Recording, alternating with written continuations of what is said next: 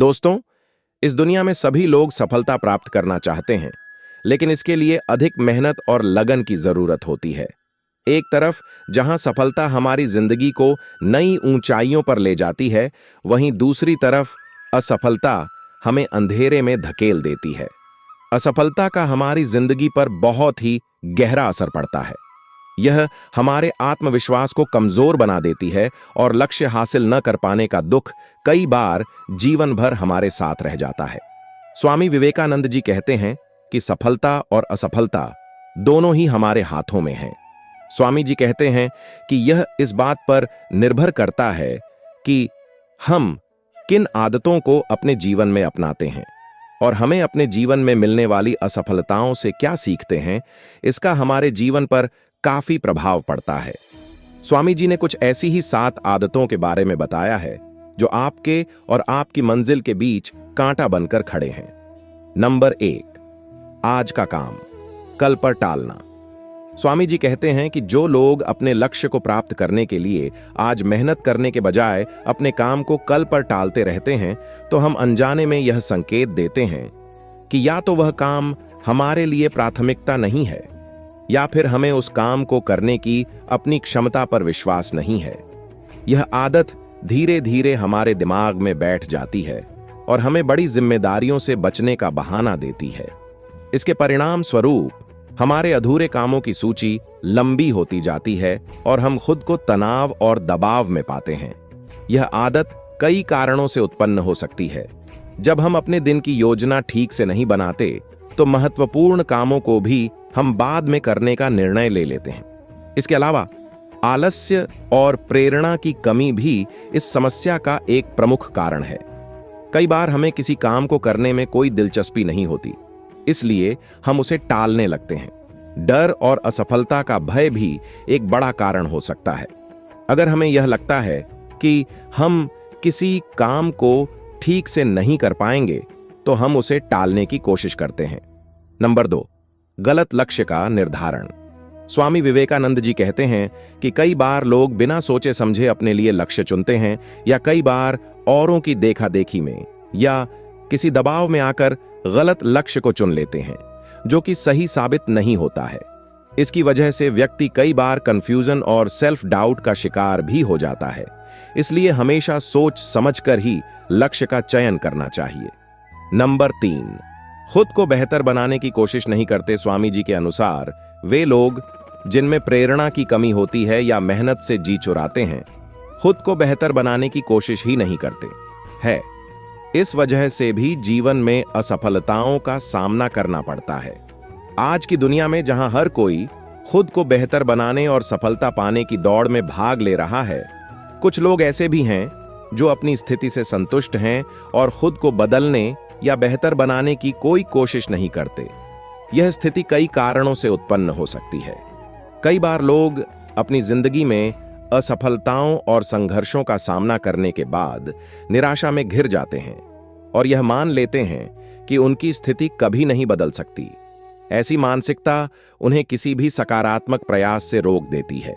इसके अलावा कई लोग अपनी आदतों, सोच और व्यवहार को बदलने के लिए आवश्यक प्रयास करने के बजाय अपने वर्तमान जीवन के साथ समझौता कर लेते हैं। कई बार समाज, परिवार और आसपास की परिस्थितियां भी इस मानसिकता को जन्म देती हैं। उदाहरण के लिए, अगर किसी व्यक्ति को बचपन से ही यह सिखाया गया है कि वह किसी बड़े उद्देश्य के लिए सक्षम नहीं है, तो वह वयस्कता में भी यही विश्वास बनाए रखता है और खुद को बेहतर बनाने की कोशिश नहीं करता। इस स्थिति में आत्मविश्वास की कमी सबसे बड़ी बाधा बन जाती है।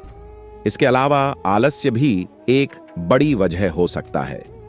कई लोग अपनी सुविधा और आराम को प्राथमिकता देते हैं और यह सोचते हैं कि बदलाव लाने के लिए कड़ी मेहनत करना उनकी क्षमता से बाहर है। ऐसे लोग जो खुद को बेहतर बनाने की कोशिश नहीं करते, वे अक्सर अपने जीवन में स्थिरता के आदी हो जाते हैं।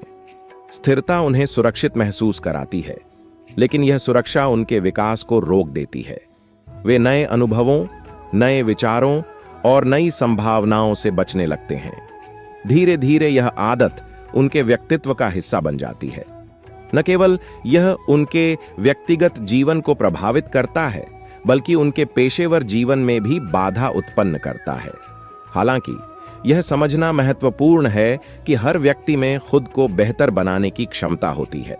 इसके लिए सबसे पहले यह आवश्यक है कि व्यक्ति अपनी वर्तमान स्थिति का मूल्यांकन करे और यह पहचाने कि उसे कौन से क्षेत्र में सुधार की आवश्यकता है।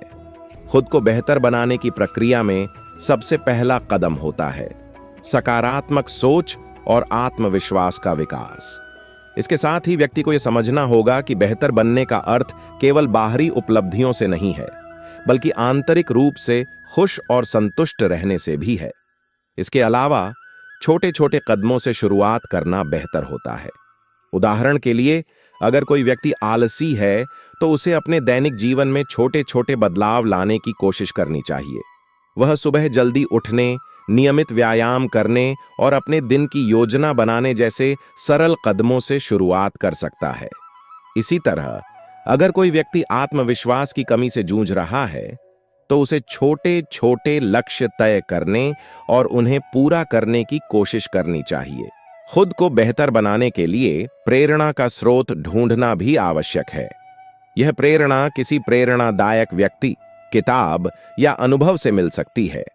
प्रेरणा मिलने के बाद व्यक्ति को अपनी कमजोरियों को पहचानकर उन्हें दूर करने का प्रयास करना चाहिए। यह प्रक्रिया समय ले सकती है, लेकिन दृढ़ संकल्प और मेहनत से व्यक्ति अपने जीवन को बेहतर बना सकता है। जो लोग खुद को बेहतर बनाने की कोशिश नहीं करते, वे यह भूल जाते हैं कि जीवन एक यात्रा है जिसमें हमेशा कुछ नया सीखने और करने का अवसर होता है। अगर वे इस यात्रा में आगे बढ़ने का साहस नहीं करेंगे तो वे न केवल अपने जीवन को सीमित कर लेंगे, बल्कि अपनी संभावनाओं को भी खत्म कर देंगे। बेहतर बनने की कोशिश करना न केवल खुद के लिए, बल्कि समाज और आने वाली पीढ़ियों के लिए भी महत्वपूर्ण है। खुद को बेहतर बनाने की कोशिश न करना केवल व्यक्ति को सीमित नहीं करता, बल्कि यह उसके आसपास के लोगों को भी प्रभावित करता है। अगर हर व्यक्ति अपने जीवन में सकारात्मक बदलाव लाने का प्रयास करे तो यह समाज को भी बेहतर बना सकता है। इसलिए यह जरूरी है कि हम अपनी कमजोरियों को पहचानें, अपने डर को दूर करें और अपने जीवन को बेहतर बनाने के लिए प्रयास करें। हमें अपनी सोच को बदलना महत्वपूर्ण है, क्योंकि हर व्यक्ति के भीतर एक संभावना होती है जो उसे अपनी जिंदगी को नई ऊंचाइयों तक ले जाने में सक्षम बनाती है। इस सोच को बदलने के लिए सबसे पहले यह मानना होगा कि बदलाव संभव है और इसके लिए जरूरी है कि हम खुद पर विश्वास करें। नंबर 4, आत्मविश्वास की कमी। जिन लोगों में आत्मविश्वास की कमी होती है, वे हमेशा खुद को औरों से पिछड़ा हुआ समझते हैं। खुद को काबिल न समझकर वे कभी कोई रिस्क नहीं उठाते हैं, इसलिए वे कई मौकों को गंवा देते हैं।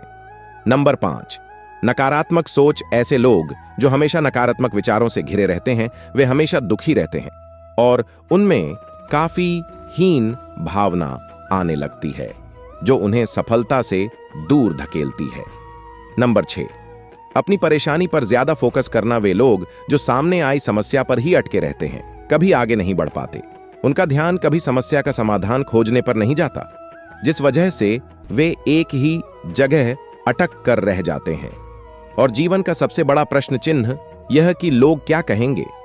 हमेशा इसी चिंता में जीने वाले लोग अक्सर कई काम करने से चूक जाते हैं, जो उनकी सफलता के बीच बाधा बनता रहता है। नंबर 7, अपनी गलतियों से सीख नहीं लेते। स्वामी विवेकानंद के अनुसार अपनी गलतियों से सीखने के लिए सबसे पहले यह जरूरी है कि हम अपनी गलतियों को स्वीकार करें। स्वीकार करना कमजोरी नहीं है, बल्कि यह एक परिपक्वता और सुधार की ओर पहला कदम है। जब हम अपनी गलतियों को स्वीकारते हैं तो हम उन्हें सुधारने के लिए तैयार होते हैं। दूसरा कदम है आत्मविश्लेषण। हमें यह समझने की जरूरत है कि हमारी गलती क्यों हुई और इसके पीछे कौन से कारण थे। उदाहरण के लिए, अगर हमने किसी प्रोजेक्ट में असफलता पाई तो हमें यह देखना चाहिए कि क्या यह योजना की कमी, समय प्रबंधन या प्रयासों की कमी के कारण हुआ। गलतियों से सीख लेकर आगे बढ़ना ही समझदार व्यक्ति की पहचान होती है। लेकिन जो लोग ऐसा नहीं करते हैं, वे हमेशा सफल होने से चूक जाते हैं। इसी तरह और भी मोटिवेशनल वीडियो देखने के लिए चैनल को लाइक करें, शेयर करें और सब्सक्राइब करें और बेल आइकन को जरूर प्रेस करें ताकि नए वीडियो का नोटिफिकेशन आपको मिलता रहे। धन्यवाद।